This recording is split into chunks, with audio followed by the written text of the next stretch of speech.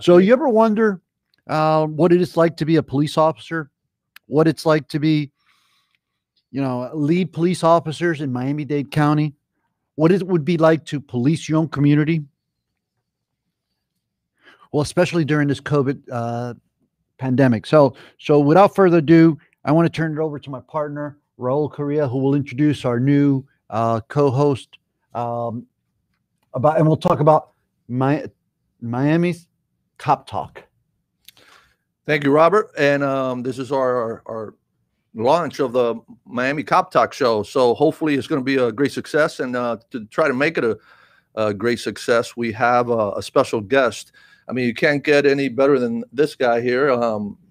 Major from Miami Beach Police, but most importantly, he's the president of the Miami-Dade County Association of Chiefs of Police. A good friend of mine, an amazing individual, and hopefully he's going to kick us off with some good information. And we hope to have a regular segment on our show dedicated to Dade Chiefs. And when Davis' time is up as president, and then we have the chief of South Miami, Renee Landa, coming on board.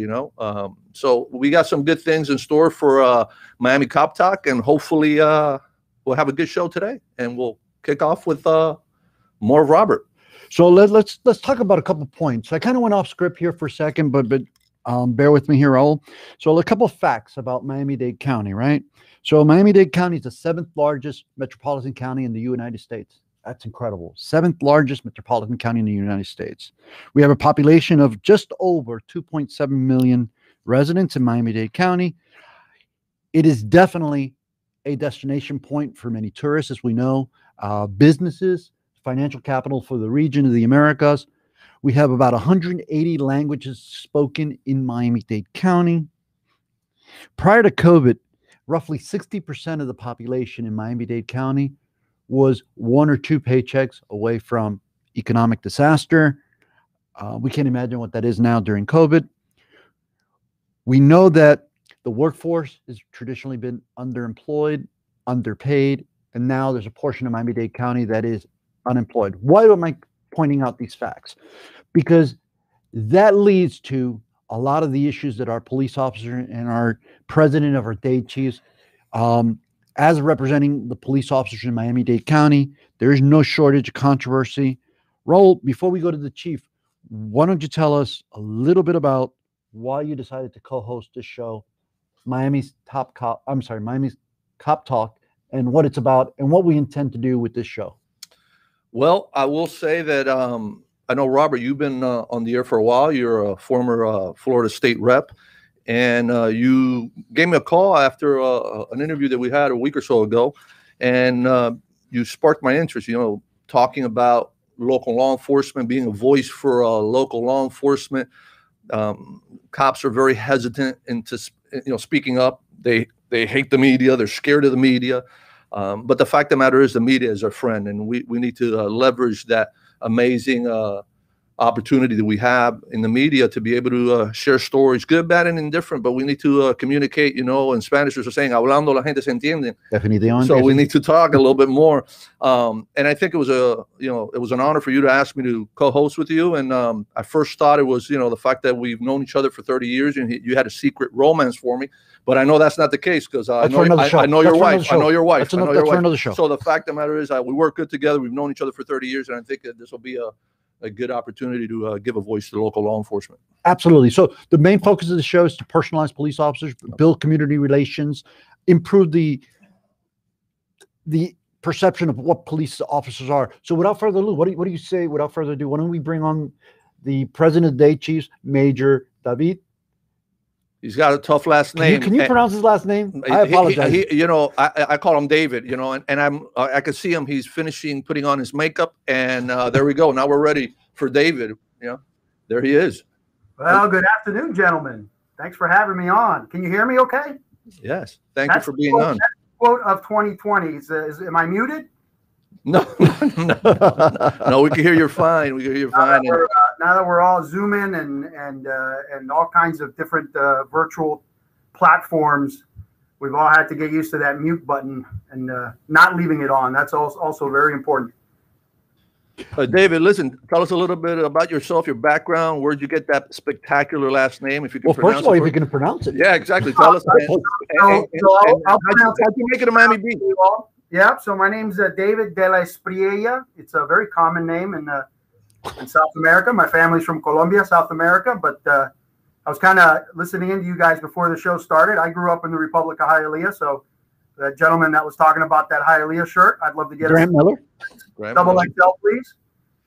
Grew up in Hialeah my entire life and joined the Miami Beach Police Department way back in 1996. So this past month, I turned 25 here in the department. And Robert, I want to thank you because you referred to me as chief a couple of times. So I appreciate the promotion. Don't let my wife hear you because if she does, she'll quit her job immediately. That's what she said she would do if I become chief ever. She's going to quit. I consider you a chief right now. You're the major in Miami Beach, but you are a chief, head of the Miami-Dade Chiefs. That's a big role. So I joined the Miami-Dade County Association of Chiefs of Police when I became a captain back in 2011. Became involved a few years later with different committees, and then finally made the decision to run for the elected office of the association. The way we do it in our association is you just run for treasurer, and that starts your ascension. So you get elected treasurer, and then each year you move up. You go from treasurer to secretary, secretary to vice president, and then vice president to president. We serve 1 year term. So my presidency goes from May to May. So I'm coming up on the end of my presidency in a couple of months. And just very interesting for me, the very first day of my presidency was the Saturday of one of the first protests that we had in Coral Gables. There was a very famous photo of all the state chiefs that were at this protest in Coral Gables. We agreed to meet with the protesters. They were a group of students from University of Miami, and there was a viral photo that went worldwide where we were on one knee praying with Dr. Richardson from Miami-Dade County, who was leading us, and that photo went across the world because I ended up having to do many interviews with Mexico and a couple of other Latin American countries throughout about that photo and about that event. That was my very first day as president of Dade Chiefs. Talk about jumping right into the fire in terms of. Congratulations. Yeah. You did well. It's been a very hectic year for me as president, but it's been a complete honor to really be representing the 36 agencies throughout Miami-Dade County and all of the chiefs and all the command staff members that are part of our organization. So it's been thrilling, and I'm glad that I got a chance to do it. Unfortunately, it's been virtual the entire year. When I first started, back, one of the things that I really enjoyed, and this was back when Raul, when you were still with school board, we used to have a monthly dinner. Yeah. Where we would honor an officer of the month. Every month we honor a police officer for some kind of heroic act, and that really was one of the main reasons that kind of motivated me to try to become treasurer, was because of this. This association that really dedicates a lot of its energies and efforts to, not only making sure that we are collaborating amongst ourselves as agencies to provide the public safety that we need to provide, but that we take time every month at a dinner special across the county to honor a police officer that has been nominated and selected as representation, really, because I know phenomenal police work happens every day in this county. Right. We are by far, I think, one of the most, one of the best areas for policing in the country. I believe that wholeheartedly, and so those officers of the month, they just represent the thousands and thousands and thousands of good things that happen every day here in Dade County. So I'm really grateful to be on your show. I wish you guys the best of success, and hopefully we'll be able to maybe have a segment where we can come on each month and tell you who that officer of the month is, because that way we can demonstrate to the public, all the good work that gets done on a daily basis out there. Raul, if you don't mind, I want to bring something up. Major David, Chief, who knows? Maybe you'll be the next chief in one of the agencies in the county. But But, you know, police officers, it's got to be a real hard time to be a police officer today in modern society. I know that you mentioned something about your first day was the day that all the chiefs. I thought that was such an impactful statement that you guys made by, you know, meeting with the community, you know, showing passion that often is not even featured, right, or highlighted. And but talk to us about how it's been managing the chiefs of police association during this difficult time where there's a lot of scrutiny, a lot of negative towards the police, and keeping it positive for the community. How is that? Can you explain a little bit of the challenges that you've encountered during this time? Yeah, for sure. So I think, you know, when we look back, obviously what started that, you know, was the George Floyd incident in Minneapolis, and I think that was one of the first times that you know, you can look across all spectrums and look at the incident, and I think everyone immediately said, okay, that was wrong. That there wasn't this, you know, where sometimes you have a perception issue and you have to defend the officer because it was perceived wrong. No, we all kind of came together and said, okay, that was wrong. So now the across the country, the protests started and the calls for reform started. And I think for me, what this entire year has really been a lot about has revolved around that idea of reform. And you know, as president, one of the first things I did was I created a committee. You know, we have many committees for Dade chiefs, where different chiefs of police volunteer to deal with the different types of business that we have.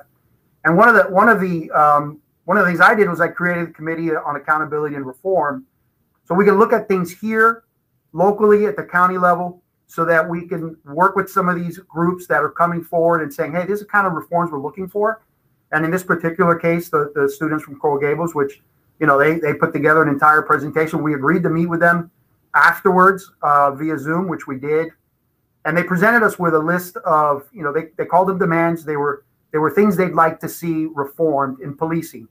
Now, they were looking at this from a much bigger picture, not really understanding and knowing what we do here in Dade County.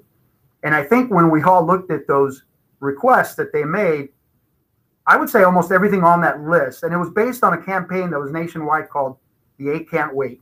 And all of that, I think for the most part, 99% of what was on there, at least here in South Florida, we already did.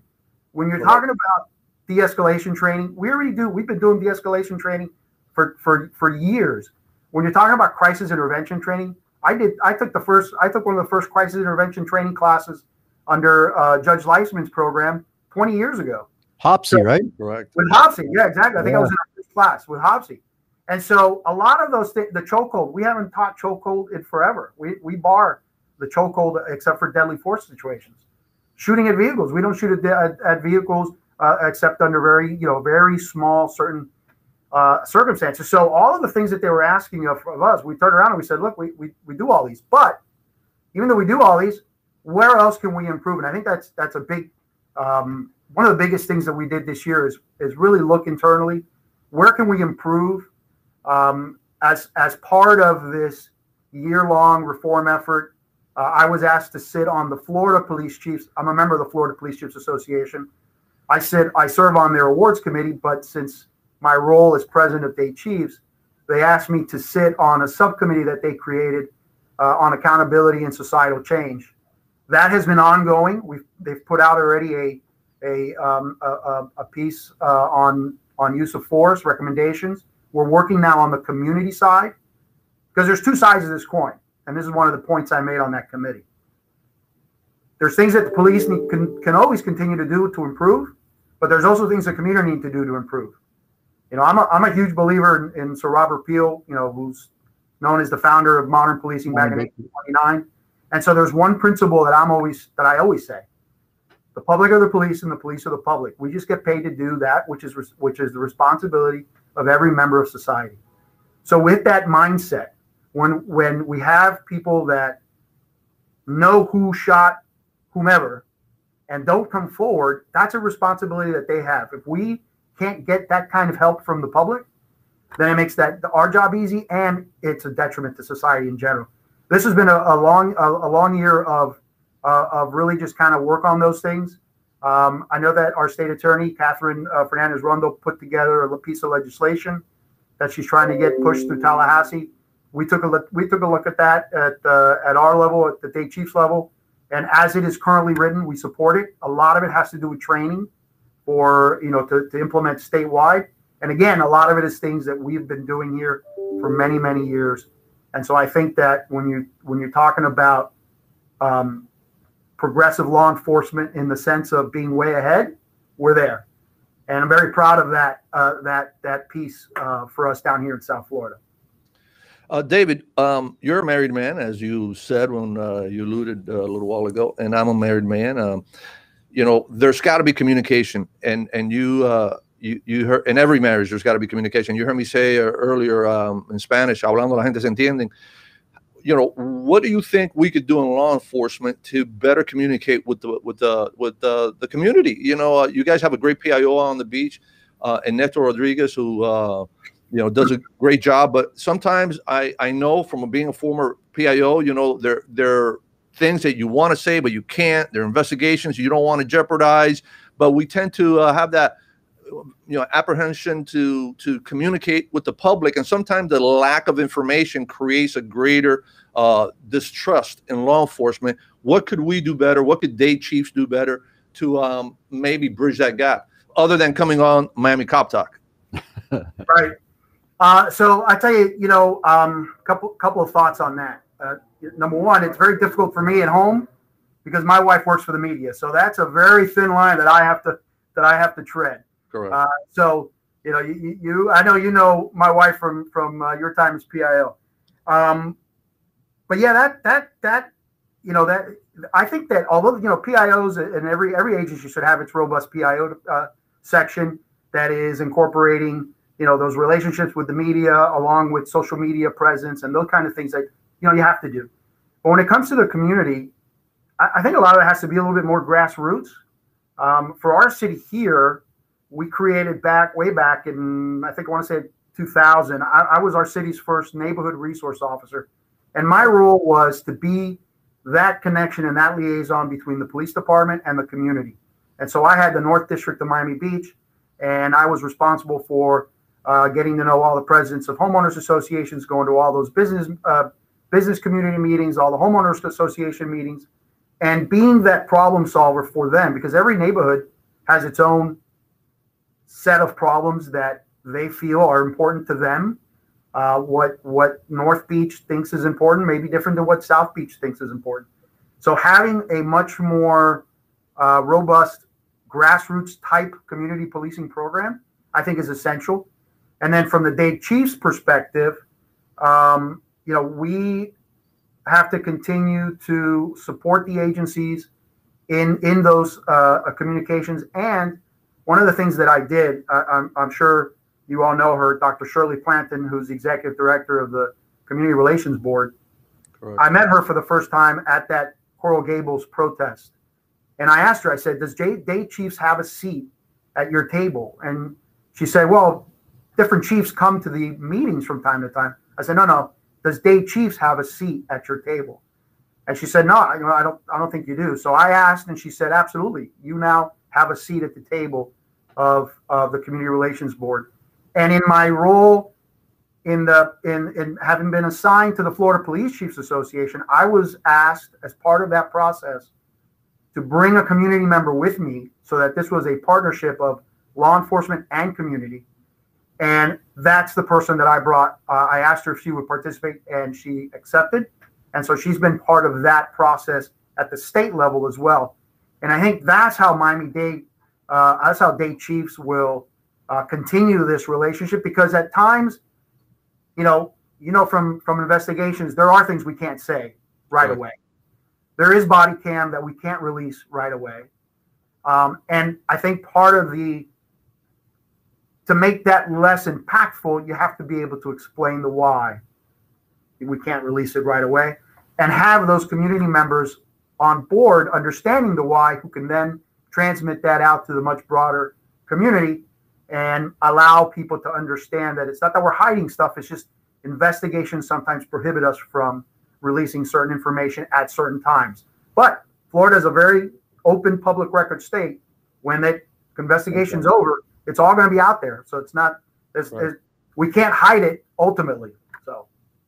So can I ask you a question? Because for those people that have watched this and will ask, you mentioned we have 36 police agencies in Miami-Dade County, not including the federal and state agencies. Am I correct? Law enforcement, that is. Right. So I'm including corrections in there. And there's one other. I think it's 34 actual police departments, and then the two. I think it might be the state attorney's office and corrections, or corrections. I might be missing one. Okay. Well, David, let me ask you, now that you said that, I mean, just from a numbers perspective, ballpark, we're not going to hold you to it. How many uniformed police officers are on the road in Miami-Dade County at any given day? Ooh, that's a great question, Raul. You know, I don't know. I mean, ballpark, because I'm saying if you know, city of Miami, and you know, shout out to 1,000, I would imagine throughout the county. The county has, I would say there's got to be at least a couple of thousand. I mean, here on South Beach, you know, we've got just here in South Beach on any given day 60, 70, 100. Correct. School board now. I mean, hasn't school board morphed to like 800 now? Yeah, absolutely. And I guess the segue to that is that, you know, and again, shout out to, you know, Chief Colina, who just retired from the city of Miami. City of Miami is the largest, you know, municipal department in Dade County. They have over 1,000 officers. But the point I was getting at is when you look at the overall number of uniformed police officers out on the road and our population, you know, what, 2.7 million, just over 2.7 million, you know, the numbers, we do a great, phenomenal. Well, you all in law enforcement out there, because I'm retired, but the fact of the matter is law enforcement does a phenomenal job considering the numbers game. And a lot of people don't realize that. And, you know, another thing is most departments in South Florida, I think Miami Beach might be one of them, they're hiring. So those individuals that are concerned about reforming law enforcement, hey, fill out an application, you know, and, you know, most departments in South Florida are currently hiring. But, you know, I like something that I like something you said, David, and you pointed it very aptly too. And you mentioned about inclusion, right? You have to have community inclusion. This is a partnership in law enforcement. I think the trick that I learned very early in law enforcement, certainly after I got promoted and I began to supervise the complexity of individuals who were behind the badge, dealing with the day-to-day struggles of people, officers having some serious encounters where you know, their lives were endangered. The trick of the trade for me was inclusion. Yeah. Getting the community involved as much as possible. So moving forward, you know, first of all, I commend the Dade County Association of Chiefs of Police, because the standards you mentioned, you talked about standards earlier. Yeah. You talked about training the officers and how Dade County itself is ahead of other counties and probably other parts of the country when it comes to standardized norms of practice. But where can you see the police in Dade County? Like, what's the next step for our county police system or all agencies in the county on the unified direction of the Association of Chiefs of Dade County?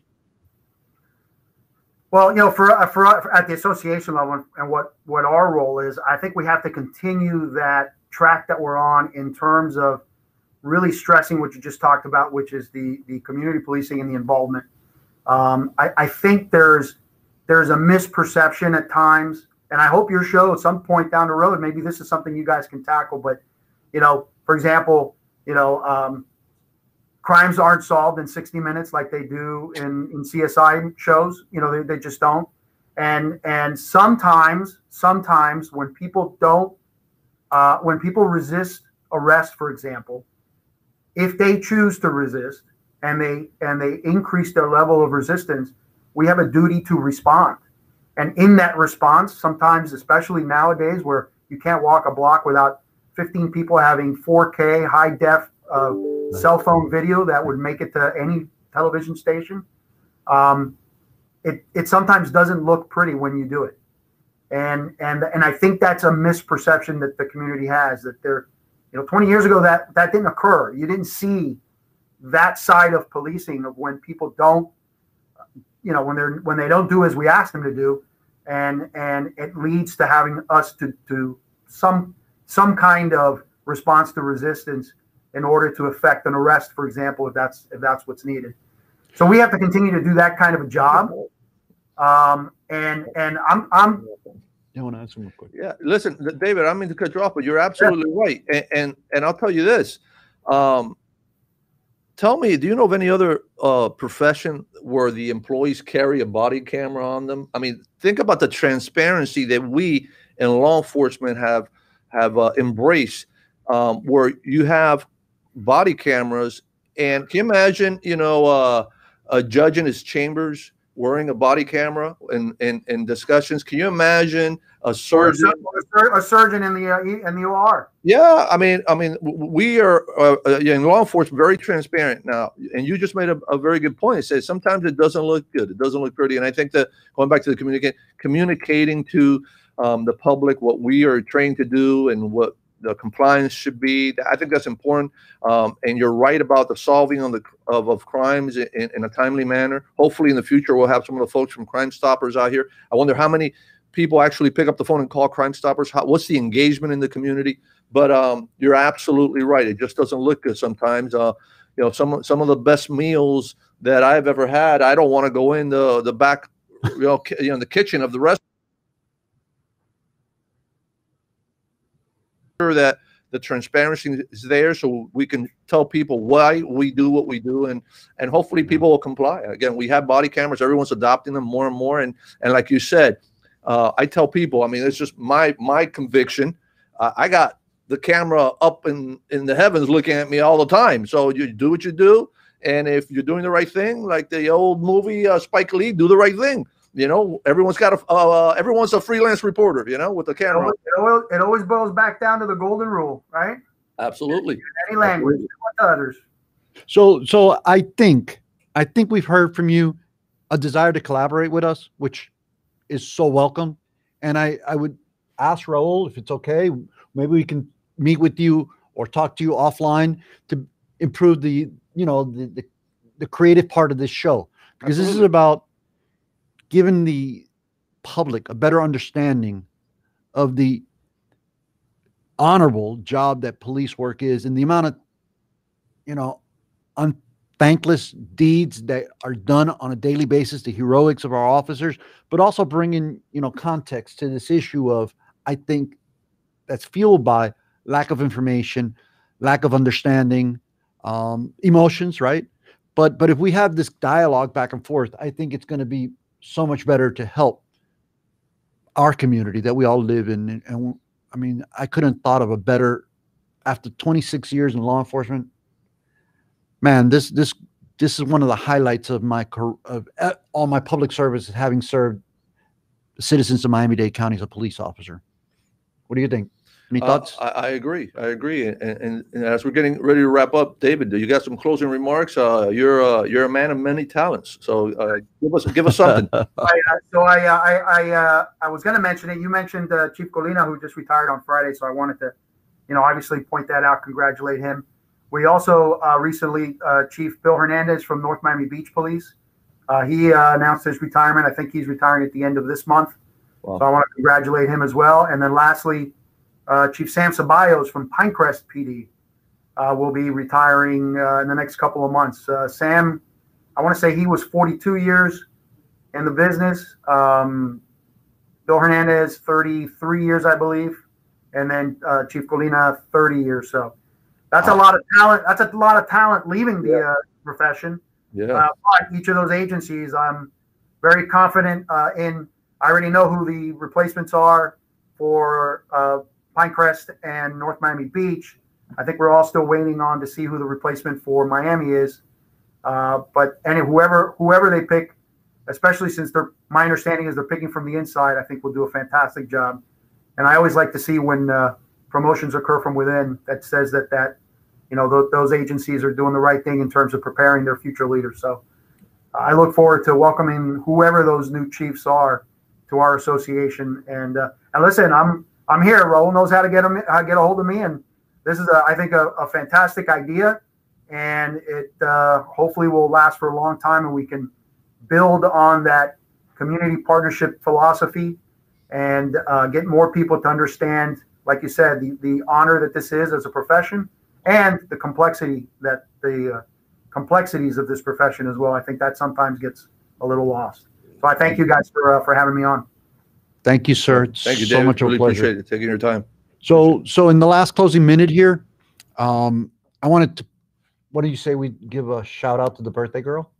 Oh, absolutely. We have a couple of birthday girls. Go Oh, ahead. yes, absolutely. Go ahead. You. So our co-producer of the show, Gemma Carrillo, happy birthday to you. Thank you for everything you do for us in law enforcement and for us as individuals.